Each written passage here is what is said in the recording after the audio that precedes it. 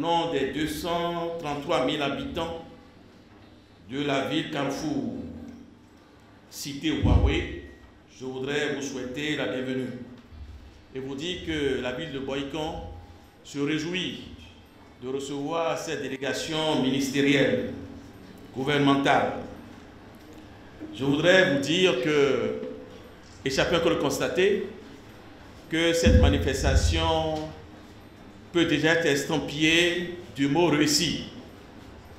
Parce que quand nous nous sommes levés, c'est l'Éternel lui-même qui a béni cela avec une fine pluie qui s'est arrêtée au bon moment, n'est-ce pas? Je ne suis pas surpris. Monsieur le ministre garde des Sceaux, tout ce qui est en mise en terre à Boycon, j'aime souvent dire que ce n'est pas le hasard. Si le nom de Boycon commence par un B, tout ce qui commence par un B est forcément bon.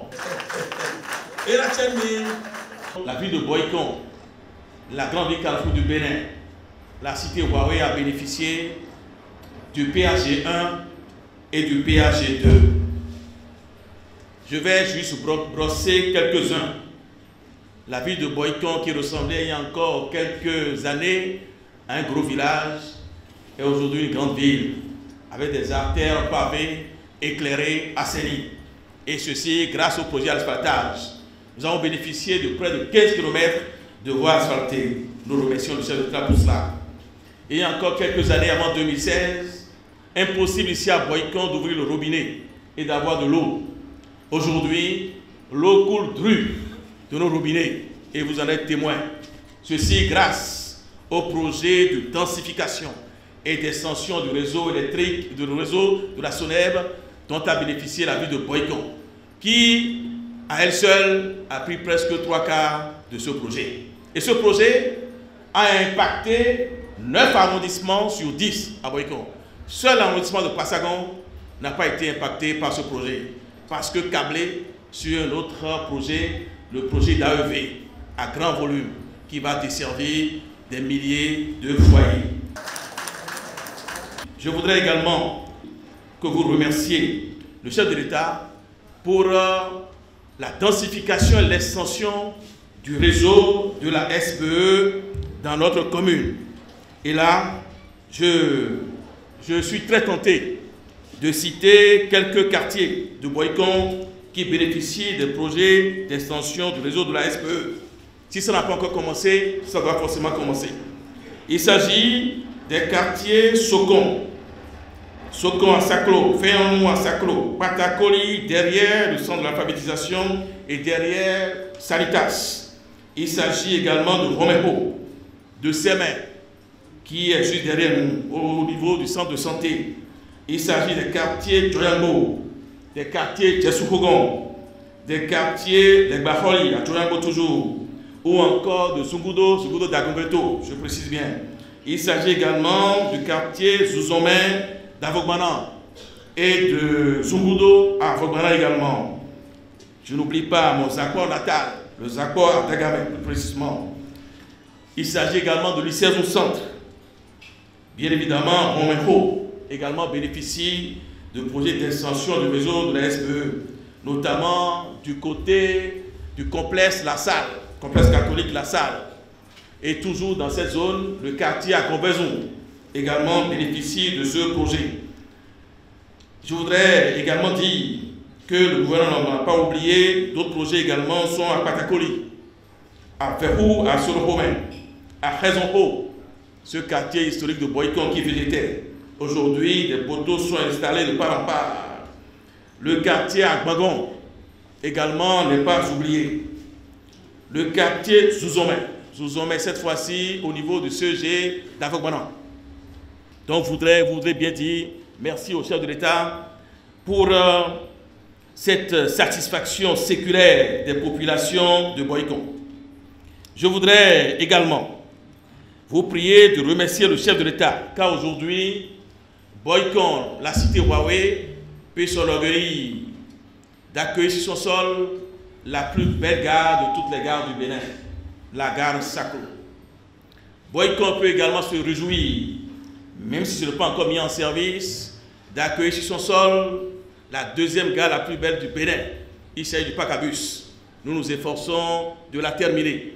Et nous avons bon espoir qu'avant la fin de l'année, ça devienne une réalité. L'État ayant déjà fait son travail, il reste maintenant à la mairie de parachever ce travail. Et je rappelle que ces projets, Saclo, c'est sous financement, c'est le projet Corade qui a construit la gare, la belle gare de Saclo, sous financement de la Banque mondiale. Vous remercier d'être mon porte-parole fidèle auprès du chef de l'État, car Boycon accueille sur son sol le dispatching secondaire, qui est une installation dernier cri, qui permet la distribution de courant électrique produite partout dans tout le Bénin. Le dispatching secondaire à Kassato, c'est vrai, mais la technologie qui est à Kassato et celle qui est à Boycon sont identiques. Donc quand Kassato serait en maintenance, c'est de Boycon que même à Tchoumi, à Agoué ou ailleurs, le courant sera distribué et régulé. Je voudrais également, Monsieur le ministre de la Justice, garde des Sceaux, chef de délégation, vous prier de remercier également le chef de l'État pour les nombreux projets de routes dont bénéficie la commune de Boycon. Je voudrais m'appesantir là-dessus parce que souvent je suis seul face à ma population de Boycon. Aujourd'hui, les transporteurs de Boycon peuvent partir où ils veulent sans tracasserie policière. Je voudrais qu'un appui spécial soit fait au chef de l'État par rapport à cela. Cela m'a été demandé. Et je le dis, le phénomène qu'on appelait livret de bord n'existe plus désormais. Ceci grâce aux réformes du chef de l'État. Je voudrais également dire que lorsque j'ai reçu le chef de l'État dans cette même salle, le 7 décembre 2020, j'ai porté à sa connaissance certaines doléances des populations de Boycon. Nous lui avons exprimé notre volonté de faire de notre ville non seulement une ville sportive, mais également une ville culturelle. Et nous lui avons demandé de bien vouloir nous aider à rénover les palais ancestraux, les palais par lesquels le royaume de Dahomey a été fondé. Car je le rappelle toujours, Boycon fut la rampe de lancement du royaume de Dahomey. Je parle notamment des palais Zanvor, rénovés. Je parle notamment du palais Gaïkressou, en cours de rénovation. Je parle du palais de Dakotonou, rénové. Donc, vous devez bien dire un grand merci au chef de l'État pour ces réalisations. Les populations de Boycon m'en voudraient, monsieur le chef de délégation, si certains projets annoncés à grand cri et qui ne sont pas réalisés, si je ne m'appesantis pas quelque peu là-dessus, afin que vous puissiez leur donner les raisons pour lesquelles ces projets n'ont toujours pas commencé. Ce sont des projets phares que les populations de Boycon attendent avec grand intérêt. Monsieur le garde des Sceaux, ministre de la Justice, chef de délégation, Boycon, qui est une grande ville sportive, avec un club phare, le Football Club, qui a déjà été champion national football, Boycon attend son stade et n'a toujours pas son stade. Nous avons déjà identifié le domaine qui doit accueillir ce stade, qui est situé dans l'arrondissement d'Avogmanan, à la sortie nord de Boycon. Nous attendons toujours qu'on nous dise pourquoi est-ce que notre stade n'est toujours pas construit.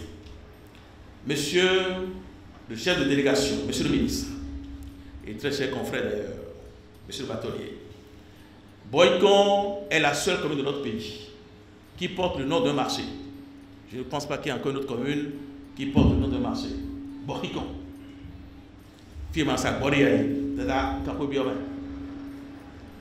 C'est dire l'importance que le commerce a dans la cité de Wawevi. Boycon attend toujours avec impatience la rénovation de son marché international, qui a deux segments, comme vous le savez, la partie série et la partie grand prix. Et Boycon voudrait savoir pourquoi est-ce que ces deux infrastructures majeures ne sont toujours pas d'actualité.